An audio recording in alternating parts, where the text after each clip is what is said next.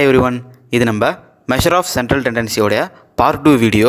நம்ம பார்ட் 1 வீடியோவில் சென்ட்ரல் டெண்டன்சினா என்ன, அதோட டெஃபினிஷன், டைப்ஸ்னு தியரிலாம் பார்த்தோம். அண்ட் அரித்மெட்டிக் மீனில் 2 சம்ஸ் பார்த்தோம். அந்த வீடியோ பார்க்கலாம் பாருங்கள், அதோட கண்டினியூஷன் தான் இது. பார்ட் 1 வீடியோவில் இண்டிவிஜுவல் டேட்டா யூஸ் பண்ணி அரித்மெட்டிக் மீன் ஃபைண்ட் அவுட் பண்ணோம். அண்ட் இந்த வீடியோவில் டிஸ்க்ரீட் டேட்டா யூஸ் பண்ணி அரித்மெட்டிக் மீனை ஃபைண்ட் அவுட் பண்ண போகிறோம். ஃபர்ஸ்ட் ஆஃப் ஆல் டிஸ்க்ரீட் டேட்டானா என்னென்னு பார்க்கலாம். Individual data, discrete data, continuous data. So இப்படிலாம் தான் கொஷினில் டேட்டா வரும். அண்ட் எல்லா மெத்தட்ஸும் சிம்பிள் தான். இண்டிவிஜுவல் டேட்டானா சிம்பிள், டேட்டா ஒவ்வொரு நம்பராக இருக்கும். அண்டு டிஸ்க்ரீட் டேட்டா எப்படி இருக்குன்னு பார்த்தீங்கன்னா அதில் எக்ஸ்ட்ராவாக எஃப்னு ஒன்று கொடுப்பாங்க. எஃப்னா ஃப்ரீக்வன்சி. இப்போ இந்த டேட்டாவை புரிஞ்சிக்க ட்ரை பண்ணுங்கள். 1ஓட ஃப்ரீக்வன்சி 2, 2ஓட ஃப்ரீக்வன்சி 4, 3ஓடது 2, 4ஓடைய ஃப்ரீக்வன்சி 1, 5இது 3. ஸோ இதோட ஆக்சுவல் மீனிங் என்னென்னு பார்த்தீங்கன்னா இப்போ இந்த ஸ்க்ரீனில் தெரியுதுல்ல, இது தான். 1 2 வாட்டி வந்திருக்கு, 2 4 வாட்டி வந்திருக்கு, 3 2 வாட்டி வந்திருக்கு. ஸோ இந்த மாதிரி தான். ஸோ ஃப்ரீக்வன்சி அந்த பர்டிகுலர் வேல்யூ எத்தனை வாட்டி வந்திருக்குன்றத மென்ஷன் பண்ணோம். அண்டு கண்டினியூஸ் டேட்டா இந்த மாதிரி ஐஃபன் போட்டு வரும். ஸோ ஃபஸ்ட்டு அந்த 1லேருந்து 5க்குள்ளே ஏதோ ஒரு 2 நம்பர்ஸ் வந்திருக்கு. இப்போ எக்ஸாம்பிளுக்கு 2 3ன்னு வச்சுக்கோங்களேன். அண்டு 5லேருந்து 10க்குள்ளே ஏதோ ஒரு 3 நம்பர்ஸ் வந்திருக்கு. இப்போ எக்ஸாம்பிளுக்கு 6 7 8 அது வந்திருக்கலாம், அந்த மாதிரி. ஸோ அண்டு 10லேருந்து 15க்குள்ளே ஏதோ ஒரு 2 டேட்டா வந்திருக்கு. இப்போ எக்ஸாம்பிளுக்கு 11 12. ஸோ அந்த மாதிரி.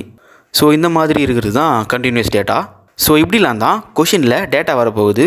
ஸோ கொஷினை பார்த்த உடனே அது என்ன டேட்டான்னு நம்ம கண்டுபிடிக்கணும்.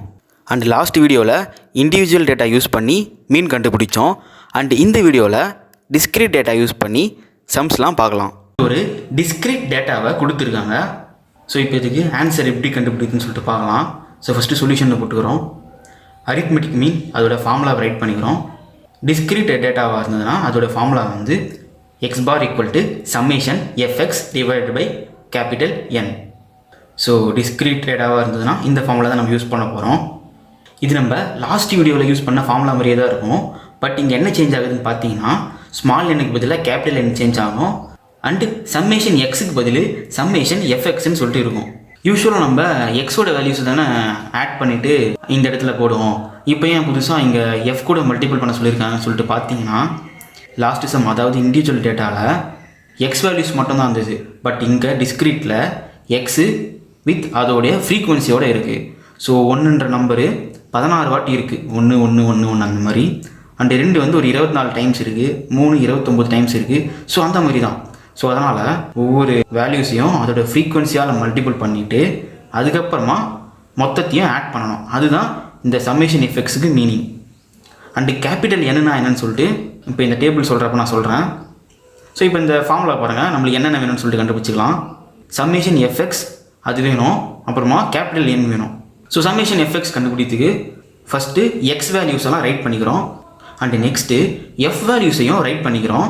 அண்டு நெக்ஸ்ட்டு தேர்ட் காலமில் எஃப்எக்ஸ்ன்னு மென்ஷன் பண்ணிவிட்டு எக்ஸையும் எஃப்ஐயும் மல்டிபிள் பண்ணிவிட்டு போடுறோம். இப்போ 1 16s are 16, 2 × 24 48. ஸோ அந்த மாரி நம்ம இது எல்லாத்துக்குமே வந்து மல்டிபிள் பண்ணிக்கிறோம். அண்ட் இந்த டேபிளுக்கு கீழே அந்த காலமில் இருக்க எல்லா வேல்யூஸையும் ஆட் பண்ணி போட்டுக்கிறோம். ஸோ அதான் சம்மேஷன். ஸோ இந்த இடத்துல வந்து சம்மேஷன் எஃப்எக்ஸ் வரப்போகுது. அண்ட் இங்கே சம்மேஷன் எஃப் வரப்போகுது. அண்டு சம்மேஷன் எஃப் வந்து ஃபார்முலாவில் தேவையே படலையே, அப்புறம் ஏன் கண்டுபிடிக்கணும்னு சொல்லிட்டு பார்த்தீங்கன்னா என் தான் சம்மேஷன் எஃப். ஸோ 2 ஒன்று தான். அண்ட் இப்போ நான் இந்த கேபிட்டல் என் பற்றி சிம்பிளாக சொல்கிறேன், புரிஞ்சுக்க ட்ரை பண்ணுங்கள். இப்போ என்ன என்ன நம்ம டேட்டா எல்லாத்தோடைய எண்ணிக்கை தானே, அதாவது டோட்டல் தானே. அண்ட் இப்போ இங்கே பாருங்கள், 1 வந்து 16 வாட்டி இருக்குது, 2 24 வாட்டி இருக்குது, 3 29 வாட்டி இருக்குது, 4 ஒரு 32 வாட்டி இருக்குது, அண்ட் 5 ஒரு 16 வாட்டி இருக்குது. ஸோ மொத்தமாக பார்த்தீங்கன்னா அந்த கொடுத்துருக்க டேட்டா செட்டில் 117 வேல்யூஸ் இருக்குது. ஸோ அதை தான் இந்த கேபிட்டல் என் மென்ஷன் பண்ணுது. ஸோ ஓகேவா. ஸோ சம்மேஷன் எஃப்எக்ஸ் கண்டுபிடிச்சாச்சு, அண்ட் என்னோ கண்டுபிடிச்சாச்சு. இப்போ அதை ஃபார்முலாவில் சப்ஸ்டியூட் பண்ணலாம். ஸோ சம்மேஷன் எஃப்எக்ஸ் பதிலாக 359 அண்ட் என்னைக்கு பதிலாக 117 சப்ஸ்டியூட் பண்ணிட்டோம். இப்போ இந்த வேல்யூவை டிவைட் பண்ணோன்னா நம்மளுக்கு 3.07 கிடைக்குது. ஸோ நம்ம கொஷினில் கொடுத்த டேட்டாவுடைய மீன் வேல்யூ வந்து 3.07. ஸோ டிஸ்க்ரீட் டேட்டாவுக்கு அரித்மெட்டிக் மீன் எப்படி கண்டுபிடித்துன்னு சொல்லிட்டு ஒரு பேசிக் சம் பார்த்தோம். அண்ட் இப்போ நம்ம ஒரு ஃபார்மா ரிலேட்டட் கொஸ்டினை பார்க்கலாம். A pharma company monitors defective tablets in different production batches. The number of defective tablets found in each batch is recorded as follows. Calculate the mean number of defective tablets per batch. So first இப்போ நம்ம இந்த கொஸ்டினை புரிஞ்சுக்கலாம். ஒரு pharma கம்பெனியில் production ஒன்று நடந்துகிட்டு இருக்குது. ஸோ ஒவ்வொரு பேட்ச்லேயும் எவ்வளோ டிஃபெக்டிவ் டேப்லெட்ஸ் ப்ரொடியூஸ் ஆகுது அப்படின்ற டேட்டாவை அவங்க வந்து கொடுத்துருக்காங்க. ஸோ மொத்தமாக ஒரு 6 பேட்சுக்கான டேட்டாவை இங்கே கொடுத்துருக்காங்க. ஸோ ஃபஸ்ட்டு பேட்சில் 2 டிஃபெக்டிவ் டேப்லெட்ஸ் வந்து ப்ரொடியூஸ் ஆகுது. இப்போ டிஃபெக்டிவ்னா மேபி அது உடஞ்சி போயிருக்கலாம், இல்லை பேக்கிங் கரெக்டாக பண்ணாமல் இருக்கலாம். ஸோ அந்த மாதிரி. ஸோ அதேமாரி செகண்ட் பேட்ச் ப்ரொடக்ஷன் நடக்குது. அப்போது ஒரு 5 டேப்லெட்ஸ் வந்து டிஃபெக்டிவாக இருக்குது. ஸோ அந்தமாரி ஒரு 6 பேட்சுக்கான டேட்டாவை கொடுத்துட்டாங்க. இப்போ சராசரியாக எவ்வளோ டிஃபெக்டிவ் வந்து ப்ரொடியூஸ் ஆகுது அப்படின்றத நம்ம கண்டுபிடிக்கணும். ஸோ இப்போ சொல்யூஷன் பார்க்கலாம். ஸோ இப்போ கொடுத்துருக்க டேட்டாவை வந்து நம்ம ரைட் பண்ணிக்க போகிறோம். அண்ட் நெக்ஸ்ட்டு அரித்மெட்டிக் மீனுக்கான ஃபார்முலாவும் ரைட் பண்ணிக்கிறோம். x bar equal to summation fx divided by capital N. So last sum மாதிரியே தான் நம்மளுக்கு இப்போ fx உடைய சம்மேஷன் வேணும் அண்டு கேபிட்டல் என்னோடைய வேல்யூ வேணும். ஸோ கொடுத்துருக்க டேட்டாவெலாம் டேபிளில் அழகாக எழுதி போகிறோம்.